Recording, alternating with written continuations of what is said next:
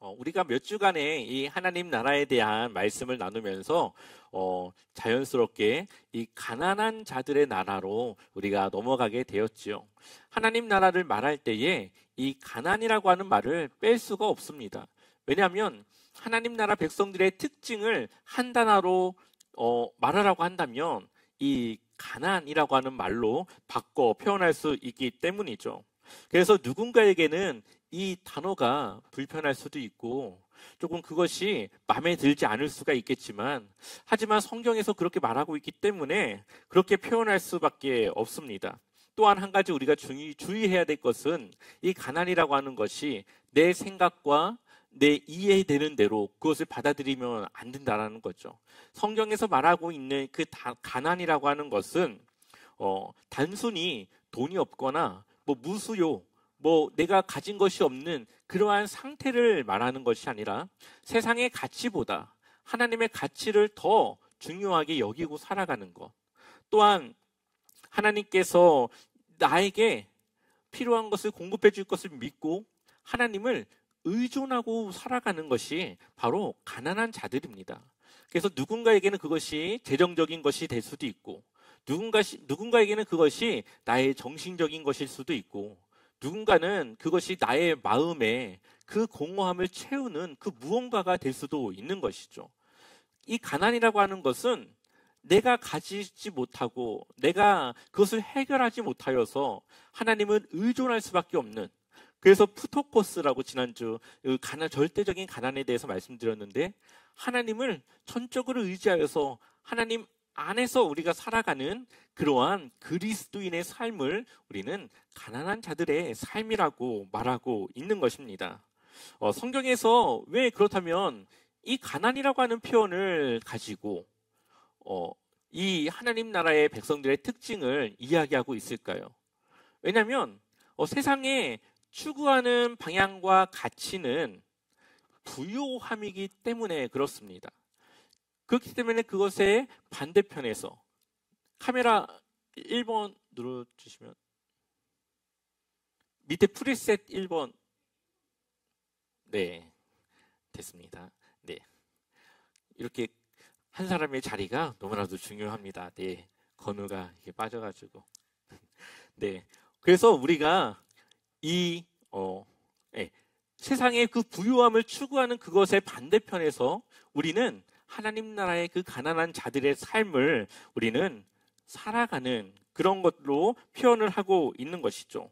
또한 세상에 많은 것들은 돈의 유혹을 가지고 또 돈이라고 하는 목적과 그러한 목표를 향하여서 살아가지만, 우리는 그것의 유혹에 우리는 자유로울 수 있는, 그것을 의지하는 것이 아니라 하나님을 의지함으로써 그러한 유혹과 그러한 위협 앞에서 우리는 넘어가지 않고 자유로울 수 있는 그러한 신앙적 삶을 우리는 살아가는 겁니다. 그래서 진리가 우리를 자유케 한다라고 하는 말이, 세상의 것들에 우리가 자유롭게 하나님을 통하여서 우리가 그러한 유혹 앞에서도 의연하게 태도를 가지고 살아갈 수 있는 그러한 삶의 태도를 말하고 있는 것이죠. 이스라엘 백성들이 가나안 땅에 들어갔습니다. 그들이 유목민으로 살아갈 때, 광야 40년의 이 방황 속에서 그들이 집도 없죠, 가진 것도 없죠, 늘 여기저기 떠돌아다니면서 살아갈 때 그들에게 먹을 것을 주시고 마실 것을 주시고, 그들이 추우면은 따뜻한 불로, 더우면은 시원한 구름으로 그 이스라엘 백성들을 인도하고 보호하셨고 이렇게 함께 하신 분이 누굽니까? 하나님이시죠. 그들에게 그것은 너무나도 자연스럽고 당연한 그러한 것이었습니다. 근데 그들이 이제 그 방황의 시간을 끝내고 가나안 땅을 들어갑니다. 이제는 하나님이 그들을 직접 돕는 것이 아니라 그들이 직접 이제 농사를 지어서 먹을 것을 갖고, 그러다 보니까 개인의 재산이 쌓이고 누군가는 부유하고 누군가는 가난하고, 그리고 그것이 어쩔 때는 잘 되고 어쩔 때는 되지 않고, 그러면서 이제 여러 가지 그들의 삶에 이 굴곡이 생기기 시작합니다. 그러다 보니까 그들이 자연스럽게 이 가나안 땅에 있는 그 사람들의 우상을 통하여서 혹시 이 우상을 믿으면 우리의 농사가 잘 될까? 혹시 이 우상을 믿으면 비가 안 오고 있는데 비가 올까?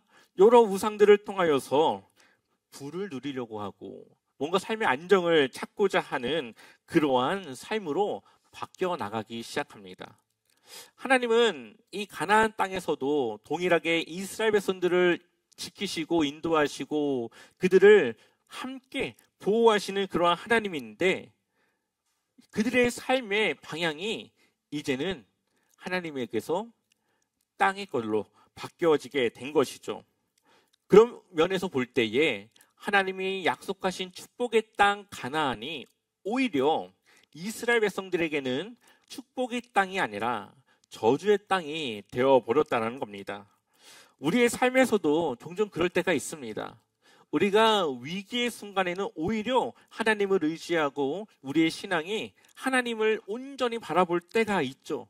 그런데 우리의 삶이 안정되고 우리의 삶이 조금 평안하고 뭔가 다른 도움이 없이도 내가 살아갈 수 있을 것 같은 그러한 평안한 삶이 우리에게 오게 되면은 그때 우리는 하나님에게로서 그 눈을 돌려서 다른 곳을 바라볼 때가 있습니다. 오히려 그러한 삶의 안정과 평안이 하나님과 멀어지게 되는 계기가 될 수도 있다는 거죠. 그런 면에서 우리가 이 삶 속에서 늘 생각해야 될 것은 우리가 가지거나 가지지 않는 걸로 내 환경을 탓하거나 그걸로 인하여서 내가 일비하지 않고 언제나 가지고 있지 않고 그것을 떠나서 하나님만을 바라보고 의지하고 우리가 살아가야 된다는 겁니다. 사도 바울이 고백하기를 빌립보서 4장 12절의 말씀에 우리 같이 한번 읽어보겠습니다. 빌립보서 4장 12절 함께 읽겠습니다. 나는 비천에 처할 줄도 알고 풍부에 처할 줄도 알아.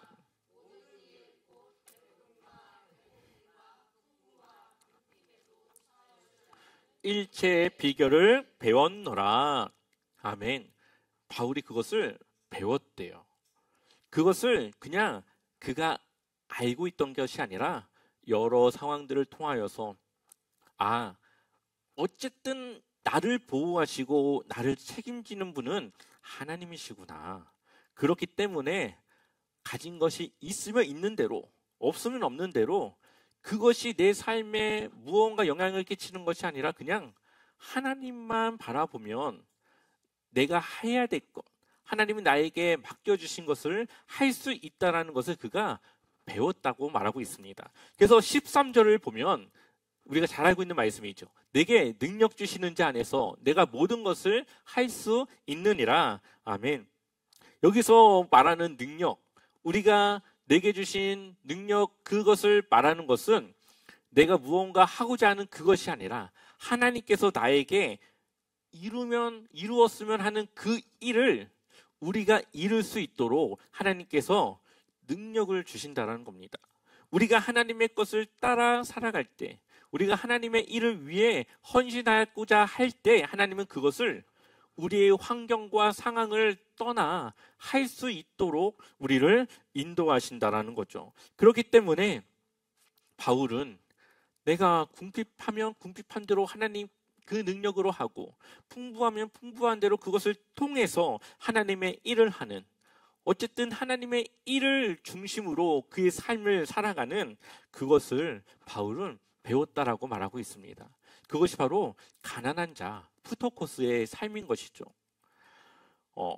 담임 목사가 사업을 하거나 성도들이 하는 그 일들에 대해서 뭐라고 기도할까요? 우리 성도님들은 가난한 자가 되어줘야 되니까 제발 장사가 잘 안 되게 해주십시오. 기도할까요? 그러지 않겠죠. 늘 잘 돼야 되고 하나님의 은혜를 통해 많은 부를 누릴 수 있는 그 축복을 달라고 기도합니다. 그러나 그것으로 인하여서 하나님과 멀어지거나 아니면 그것을 감당할 수 없는 그 믿음보다 더 많은 부를 누리려고 할 때, 그것을 감당할 수 없는 상태가 될 때는 하나님께서 그것을 깨닫게 해 주십시오 라고 기도합니다. 물론 우리는 많은 부를 누릴 특권이 있습니다.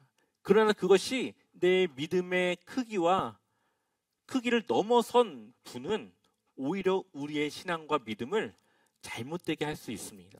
그렇기 때문에 우리는 늘 그 부분을 기도하며 늘 내가 감당할 수 있는 그 범위에서 우리의 재정을 관리하고 우리는 그렇게 살아가는 것이 가장 하나님을 믿을 수 있는 그 믿음의 상황이라는 겁니다. 오늘 우리가 함께 나누고자 하는 주제는 그렇다면 어떻게 하나님 나라를 얻을 수 있는가? 우리가 지난주까지는 하나님 나라의 백성들의 특징은 가난한 자들, 그래서 가난한 자가 어떠한 것이냐를 우리가 함께 나눴는데 이제는 그렇다면 하나님 나라를 우리가 어떻게 얻을 수 있느냐? 바로 그러한 방법에 대해서 함께 나누어 보려고 합니다. 우리가 이것을 잘 알기 위해서는 마태복음의 한 비유를 보면 잘 알 수 있습니다. 마태복음 13장 44절과 45절, 46절 우리 세 절의 말씀을 같이 한번 읽어볼게요. 함께 읽어보겠습니다. 천국은 마치 밭에 감추인 보화와 같으니 사람이 이를 발견한 후 숨겨두고 기뻐하며 돌아가서 자기의 소유를 다 팔아 그 밭을 사느니라. 또 천국은 마치 좋은 진주를 구하는 장사와 같으니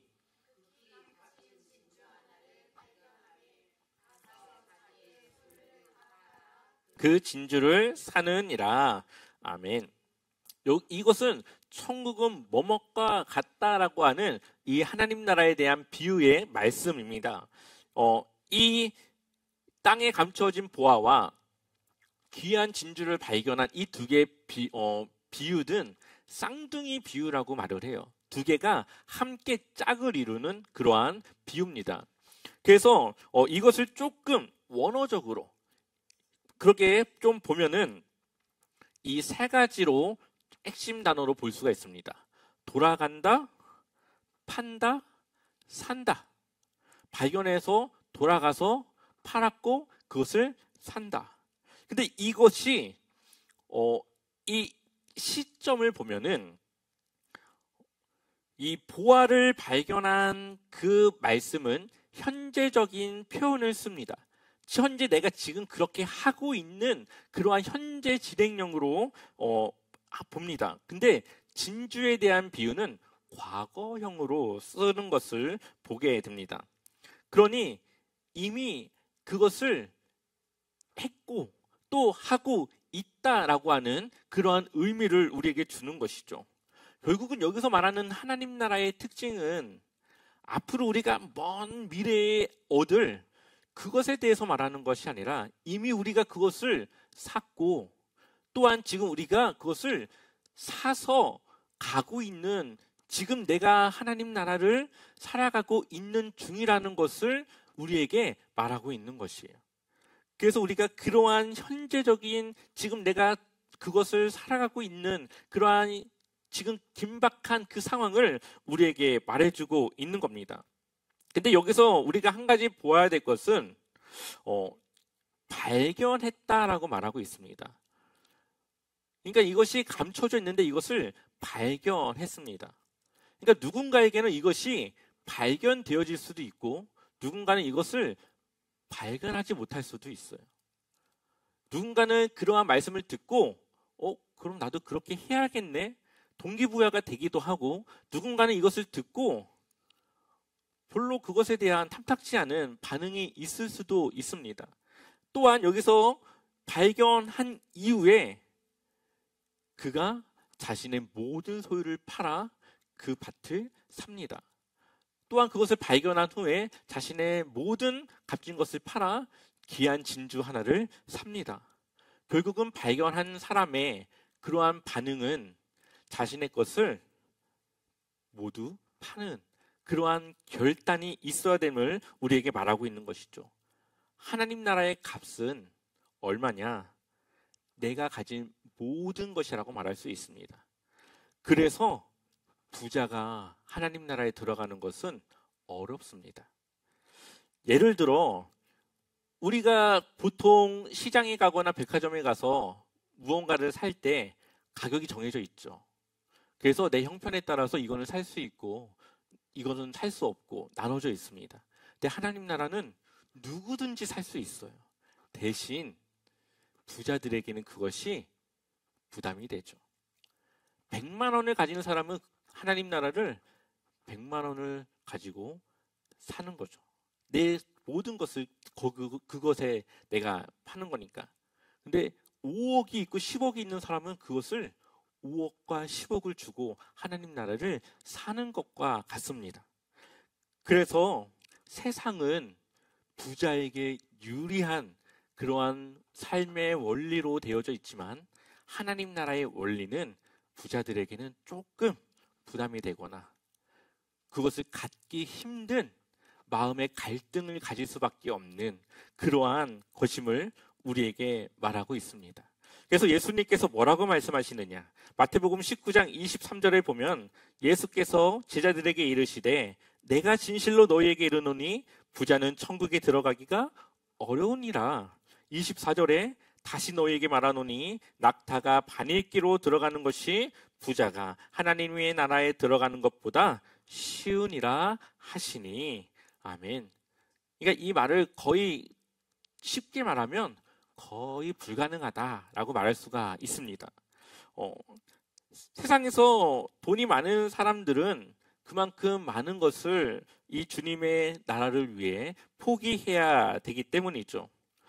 역사 속에서 타락한 교회들은 이 말씀을 전하기가 힘들었습니다.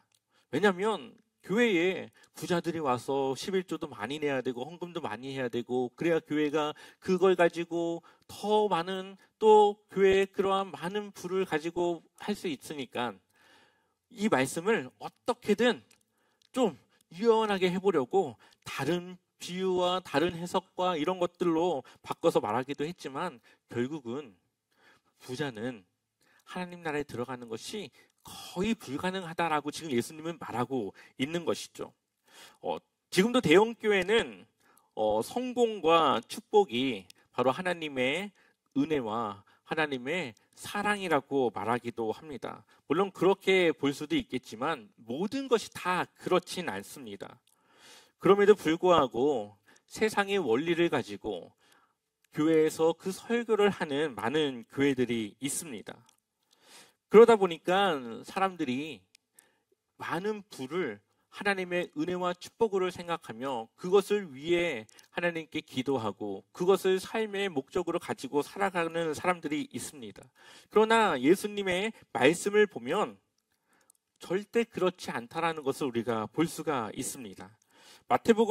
마가복음 10장 21절, 22절 제가 한번 읽어보겠습니다. 예수께서 그를 보시고 사랑하사 이르시되 내게 아직도 한 가지 부족한 것이 있으니 가서 내게 있는 것을 다 팔아 가난한 자들에게 주라. 그리하면 하늘에서 보화가 내게 있으리라. 그리고 와서 나를 따르라 하시니. 아멘. 아까 그 밭을 사는 그 비유의 이야기의 현실판이라고도 볼 수가 있습니다. 한 청년이, 부자 청년이 예수님께 와서 어떻게 영생을 얻을 수 있습니까? 네가 가지고 있는 걸 다 팔아 가난한 자들에게 나눠주고 나를 따르라 말씀하시죠. 근데 22절을 보면 그 사람은 재물이 많은 고로 이 말씀으로 인하여 슬픈 기색을 띠고 근심하며 가니라. 그리고 23절을 보면 예수께서 들러보시고 제자들에게 이르시되 재물이 있는 자는 하나님의 나라에 들어가기가 심히 어렵도다 하시니 제자들이 그 말씀에 놀라는지라. 예수께서 다시 대답하여 이르시되 얘들아 하나님의 나라에 들어가기가 얼마나 어려운지. 25절에 낙타가 바늘기로 나가는 것이 부자가 하나님의 나라에 들어가는 것보다 쉬우니라 하시니. 아멘. 그리고 나서 26, 27절을 보면 제자들이 중요한 물음과 예수님의 중요한 답변을 볼 수가 있습니다. 한번 우리 26절, 27절 같이 읽어보겠습니다. 제자들이 매우 놀라 서로 말하되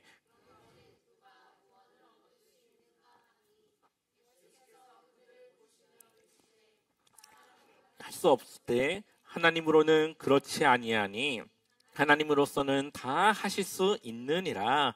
아멘. 예수님의 이 말을 듣고 아니, 그럼 도대체 누가 하나님 나라를 들어간다는 거야? 서로 수군거리는 것을 예수님이 듣고 말씀하시기를, 사람으로는 그것을 할 수 없지만 하나님으로는 그렇지 아니하니 하나님으로서는 다 하실 수 있느니라. 아멘. 그러니까 이 하나님 나라를 살아가는 것, 하나님 나라를 사기 위해서 내가 가진 것을 하나님 앞에 내어드릴 수 있는 이러한 결단을 드리는 것은 사람의 생각과 사람의 마음으로는 할 수 없는 것이라는 겁니다. 그렇게 하고자 하는 마음을 하나님이 주실 때 그것을 결단할 수 있고 그것을 내가 얻을 수 있는 것이죠. 그래서 비유의 말씀을 주시고서 항상 하는 말이, 귀 있는 자는 들을지어다. 그 말씀을 듣고 깨닫고 그것을 살아가는 자에게는 하나님의 나라가 주어진 것이고, 그것을 듣지만 그것을 받지 않고 하는 사람에게는 아직 그것이 주어지지 않은 것이라는 거죠. 그래서 이 초대교회의 모습을 보면은 그것이 어떻게 그 공동체 안에서 그것이 어떻게 적용되어졌는가를 우리가 볼 수가 있습니다. 우리 사도행전 2장 44절과 45절 말씀 한번 읽어볼게요. 함께 읽어보겠습니다. 믿는 사람은 모두 함께 지내며 모든 것을 공동으로 소유하였다. 그들은 재산과 소유물을 팔아서 모든 사람에게 필요한 대로 나눠 주었다. 아멘. 사람들이 자신의 것을 팔아 공동으로 사용하는 그러한 일들이 일어나게 되죠. 또한 4장 32절과 33절, 35절까지 우리 같이 읽어볼게요. 함께 읽어보겠습니다. 많은 신도가 다 한 마음과 한 뜻이 되어서 아무도 자기 소유를 자기 것이라고 하지 않고 모든 것을 공동으로 사용하였다. 사도들은 큰 능력으로 주 예수의 부활을 증언하였고 사람들은 모두 큰 은혜를 받았다. 그들 가운데는 가난한 사람이 한 사람도 없었다. 땅이나 집을 가진 사람들은 그것을 팔아서 그 판돈을 가져다가 사도들의 발 앞에 놓았고 사도들은 각 사람에게 필요에 따라 나누어 주었다. 아멘. 이것이 일반적인 사람의 생각으로는 있을 수가 없죠. 내가 힘들게 벌은 그것을 왜 같이 쓰겠습니까? 그러나 하나님 나라의 원리와 하나님의 그 나라의 그 규칙을 따라 이들이 헌신한 겁니다. 이것은 누가 강요하거나 그렇게 하라고 한 것이 아니라 그들이 하나님의 말씀을 듣고 깨닫고 그것이 하나님 나라의 백성으로서 옳은 것임을 그들이 알기에 그렇게 했다라는 거죠. 우리는 이 시대를 살아가면서 고민해야 됩니다. 나는 그렇다면 어떻게 하나님 나라를 이루며 살아갈 것인가? 우리가 이 시대에서, 이 시대 안에서 하나님 나라를 소유하기 위해 나는 어떻게 해야 되는가? 무엇을 해야 되는가? 내 삶 속에서 하나님이 원하시는 헌신은 무엇인가? 우리는 진지하게 오늘 이 말씀을 마주하며 고민해야 됩니다. 목회적으로, 교회 공동체적으로 우리는 하나 되어줘야 되고 주님이 주신 이 한 가족을 이루며 살아가야 되죠. 그렇기 때문에 우리 제자와 삼교회가 정말 한 가지 꼭 해야 될 것이 있다면 이 공동체를 서로 돌보는 공동체가 되어줘야 된다는 겁니다. 왜냐하면 정말로 하나님의 말씀을 내가 순종하기 위해서 정말 큰 피해를 각오하고 순종했습니다. 어려운 처지에 놓이게 되었어요. 그런다면 그 사람을 누가 함께 돌봐야 될까요? 우리가 함께 그것을 돌볼 수 있어야죠. 그것이 바로 하나님이 우리에게 원하시는 가난한 자의 모습이고 우리의 것을 하나님께 모두 드리는 그러한 성도의 삶인 것입니다. 만약 그렇게 되어지는 공동체가 된다면 내가 하나님의 것을 위해서 포기하는 것이 조금은 덜 두렵겠죠.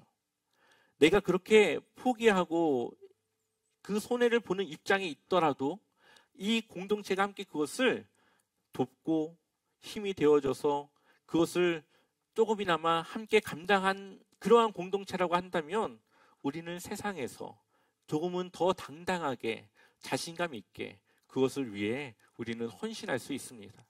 우리는 그러한 공동체를 만들어 나가야 되는 것이죠. 그것이 바로 우리 교회가, 제자와 삼교회가 하나님 나라를 이루는 겁니다. 그것이 바로 아까 우리가 보았던 초대교회의 그 교회의 모습인 거예요.